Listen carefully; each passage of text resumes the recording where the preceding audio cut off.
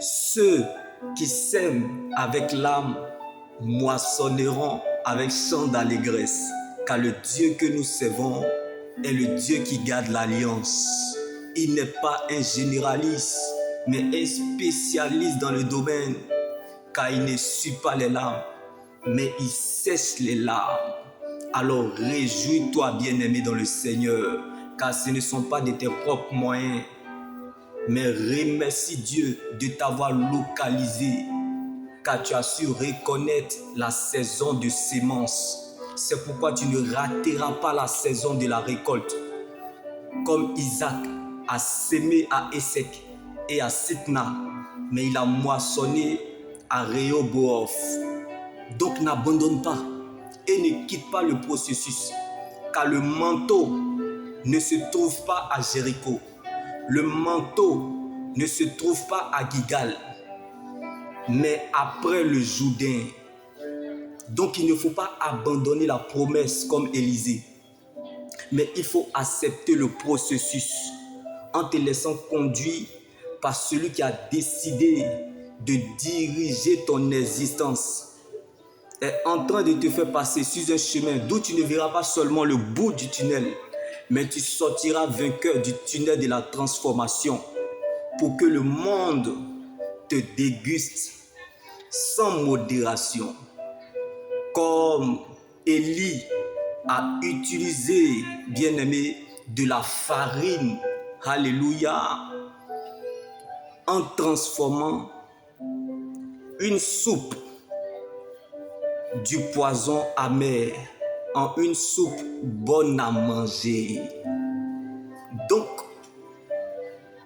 le problème, ce n'était pas l'empoisonneur, mais le lieu où l'empoisonné se trouve.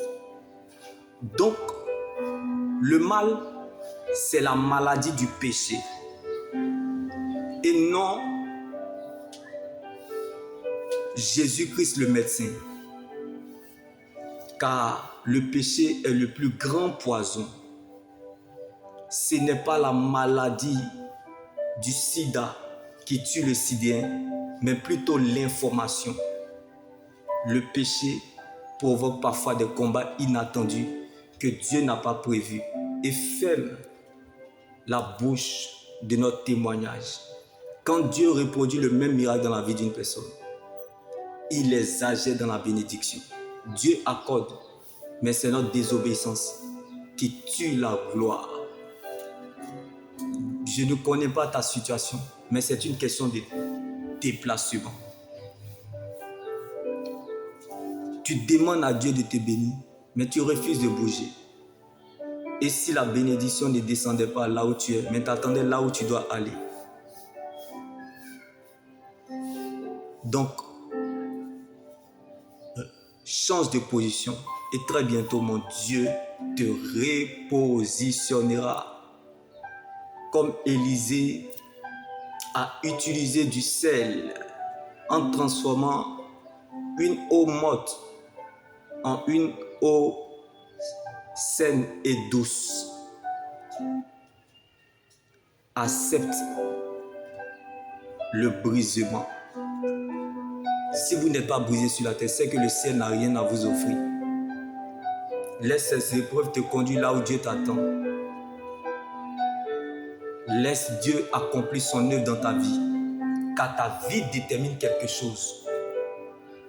Comme David dans la bataille contre Goliath, l'Éternel est devenu serveur.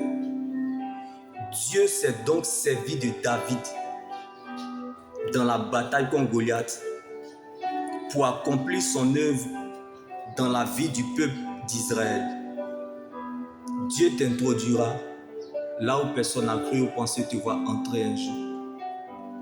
Parce que lorsqu'il met son choix sur toi, tu ne peux pas arrêter le message. Comme David a porté Goliath en un jour, Dieu mettra fin aux règles de Satan sur ton chemin et fera la différence à ton sujet. Comme Dieu a nommé Saül, mais il a choisi David. Ce qui est né de parents humains est humain. Ce qui est né de l'esprit est esprit. Donc, il y a homme de Dieu et il y a homme fait de Dieu. Comme Dieu a nommé Saül, il a choisi David. Il y a serviteurs de Dieu et il y a des gens que Dieu se sert d'eux pour accomplir son œuvre. Car la crainte de l'Éternel Jésus est le commencement de la sagesse, mais Christ est la fin de la sagesse. Donc prêcher ne veut pas dire adorer Jésus.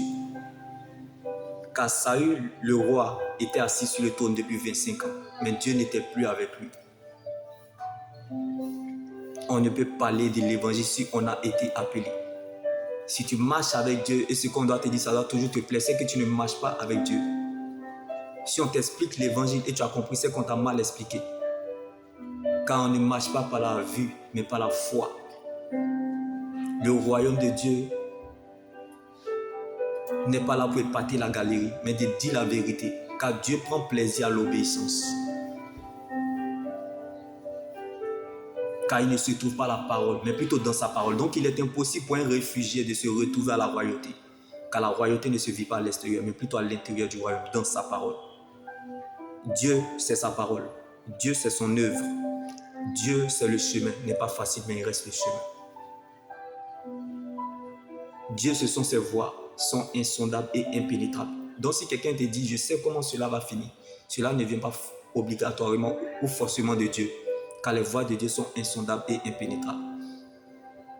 Voir, ce n'est pas de la croyance, c'est du fétichisme. Mais croire va t'emmener à compter et à dépendre de Dieu, de sa parole. C'est de ça qu'il s'agit, bien-aimé. Alors ne te laisse pas impressionner par les hommes, par la réalité de ce que tu vis aujourd'hui. Mais laisse-toi influencer par Dieu en marchant par révélation. Car ce n'est pas la joie du moment qui compte pour Dieu, mais plutôt la finalité de son plan qu'il a déjà établi pour notre vie. L'homme spirituel ne tient pas compte du commencement, mais marche vers la fin. Car la course ne s'arrête pas au milieu, mais plutôt à la fin. Comme Paul a combattu le bon combat, il a achevé la course en gardant la foi. C'est pourquoi nous courons vers le même but, en poursuivant notre course, pour remporter le prix attaché à l'appel que Dieu nous a adressé dans le rôle du ciel, en union avec le Seigneur Jésus. Alors attache-toi à ce que tu crois, à la parole de Dieu et la même puissance de Dieu sur ta vie. Il y a des gens que Dieu cherche, comme Dieu a choisi David. Car la destinée te prépare. Mais il y a des gens qui cherchent Dieu, comme Dieu a nommé Saül. La recherche de l'approbation des hommes peut vous détourner de la voie de Dieu. La gloire qui attire le regard des hommes vers les hommes, comme Dieu a rejeté Saül. Ce n'est pas facile, mais pas impossible d'y sortir. Car l'Éternel t'attend à la sortie de l'épreuve. La gloire qui attire le regard des hommes vers Dieu. Comme Dieu s'est servi de David pour accomplir son œuvre dans la vie du peuple d'Israël, en portant Goliath, qui les avait transportés dans la peur, dans l'humiliation, dans la frustration. Les obstacles de la vie arrivent. La frustration qu'on nous méprise arrive. La peur qu'on nous insulte arrive. Mais nous ne regardons pas à cela, car le seul regard dont nous avons besoin est le Seigneur Jésus. Mettons donc les caméras sur Jésus. Ayons toujours les regards fixés sur ce que Dieu veut pour nous, tout en considérant toujours en priorité la façon dont Dieu nous connaît et ce que le ciel attend de nous. C'est ce qui donnera le goût à la sauce de notre destinée. Car le miracle ne viendra pas là où l'on attend, là où l'on le provoque, par notre connexion avec Dieu. Car les fruits que nous recherchons pour notre liberté dépendent de notre relation avec Dieu. Car c'est de notre relation avec Dieu que découle tout le reste. Shalom.